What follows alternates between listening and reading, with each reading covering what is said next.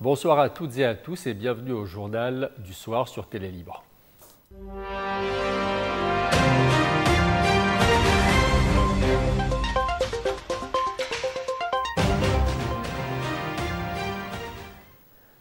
À quelques jours des élections municipales, le Premier ministre Nawaf Salam a réaffirmé la tenue du scrutin à la date prévue, malgré les tensions locales et régionales.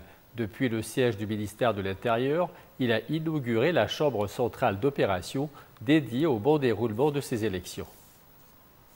La Chambre centrale d'opération dédiée aux élections municipales sera opérationnelle du 28 avril au 6 juin. Elle regroupe des représentants des services de sécurité et des directeurs du ministère de l'Intérieur. Sa mission, superviser le processus électoral, recevoir les plaintes, coordonner les forces armées et garantir un scrutin sécurisé. Le Premier ministre Nawaf Salam l'a bien affirmé. Nous avons besoin de sang neuf. J'appelle la jeunesse libanaise à se porter candidate et à s'engager dans la vie politique. Le Premier ministre voit dans ce rendez-vous électoral un premier pas vers la mise en œuvre de la décentralisation administrative, un projet crucial pour l'avenir du Liban. De son côté, le ministre de l'Intérieur, Ahmed El-Hajjar, a garanti que les élections se tiendraient dans le respect du calendrier national, malgré le contexte tendu après la récente frappe israélienne sur un dépôt d'armes du Hezbollah à Beyrouth. Une affirmation dans le même sens a été soutenue par le président de la République, Joseph Aoun, lors d'une rencontre avec une délégation du Sénat français. Le chef de l'État a souligné encore une fois que la décision de confier le monopole des armes à l'État libanais est prise, refusant que la situation soit gérée par un discours guerrier. Il a insisté sur l'importance du retrait israélien afin d'accélérer le déploiement de l'armée à la frontière sud. Le président de la République a également soutenu que l'armée libanaise déployée le long de la frontière nord-est remplit pleinement ses fonctions, notamment dans la lutte contre le terrorisme, la contrebande et le maintien de la sécurité intérieure.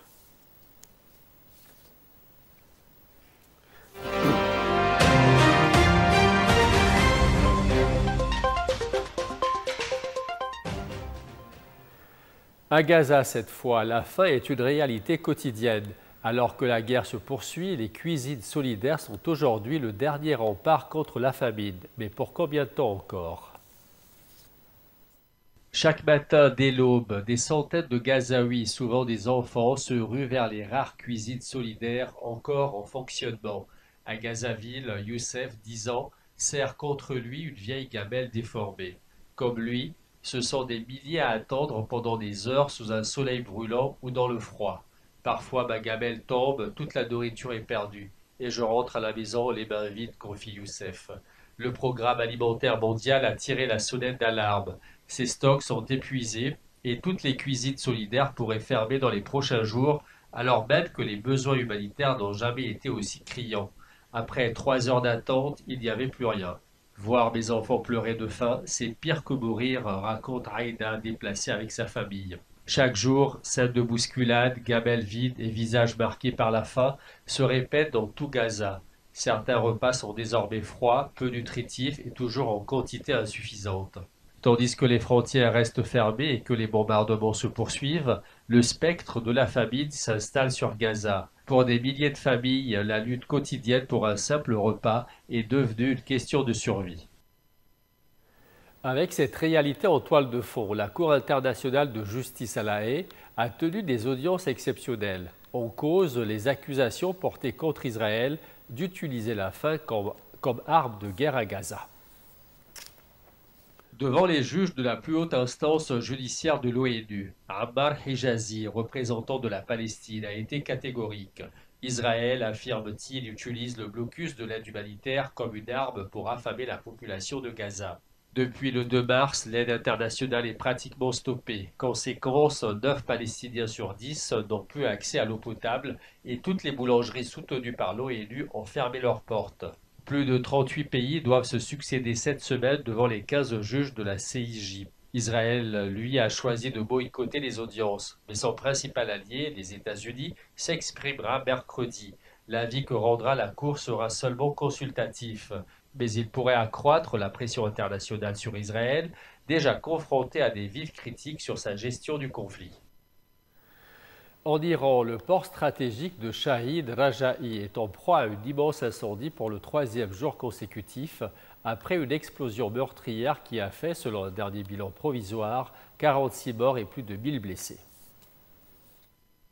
Une épaisse colonne de fumée noire assombrit le ciel de Bandar Abbas. Depuis samedi, équipes de secours et pompiers luttent sans relâche pour maîtriser l'incendie qui ravage le principal port du pays, Shahid Raja'i. Samedi, peu avant midi, une gigantesque explosion a secoué le port, entendu à plusieurs dizaines de kilomètres à la ronde. Bilan provisoire, au moins 46 morts et plus d'un millier de blessés. Après la maîtrise du feu, nous entamerons le nettoyage du site et évaluerons l'étendue des dégâts, a annoncé la télévision d'État. À quelques kilomètres seulement du détroit stratégique d'Ormuz, par où transite près d'un cinquième du pétrole mondial, cet incendie soulève de vives inquiétudes. Le président Massoud Pezeshkian s'est rendu au chevet des blessés. Les autorités appellent la population de Bandar Abbas, soit plus de 650 000 habitants, à rester confinée. Une enquête est en cours pour déterminer les causes exactes du drame. Le guide suprême, Ali Khamenei, exige de faire toute la lumière, soupçonnant une possible négligence ou acte intentionnel. Depuis la mi-mars, les États-Unis ont lancé plus de 800 frappes contre les Houthis, cherchant ainsi à sécuriser la mer Rouge et le golfe d'Aden, route stratégique du commerce mondial. L'opération baptisée Route Rider vise à neutraliser la menace que représentent les Houthis pour la navigation internationale. Selon l'armée américaine, ces frappes ont tué des centaines de combattants Houthis, y compris plusieurs hauts commandants. Malgré l'intensité des opérations, les rebelles Houthis, soutenus par l'Iran, continuent de revendiquer des attaques contre des navires américains et israéliens. Toutefois, la CENTCOM affirme que la cadence de ces attaques aurait considérablement baissé. 69% pour les tirs de missiles balistiques et 55% pour les drones suicides. Depuis la fin 2023, les Houthis ciblent le transport maritime pour exprimer leur soutien aux Palestiniens de Gaza. Un conflit qui a perturbé le canal de Suez, vital pour près de 12% du trafic mondial, forçant de nombreuses compagnies à opter pour des détours coûteux. Si les premières frappes avaient été lancées sous l'administration Biden, le président Donald Trump affirme que les opérations militaires continueront tant que la liberté de navigation ne sera pas totalement restaurée. Les dernières frappes américaines en date ont causé la mort d'au moins 70 civils dans un centre de détention de migrants à Saarda. Les blessés sont également à déplorer. Selon la chaîne Al-Masira, contrôlée par les Houthis, ce bilan s'ajoute aux victimes recensées dans d'autres attaques survenues dans les bastions Houthis de Saarda et de Amran.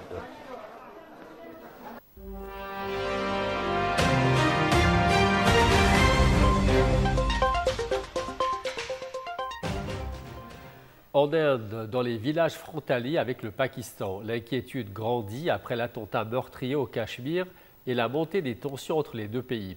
À Daoké, les habitants oscillent entre peur et fatalisme. À Daoké, un petit village coincé entre les grillages de la frontière indo-pakistanaise, l'histoire se répète.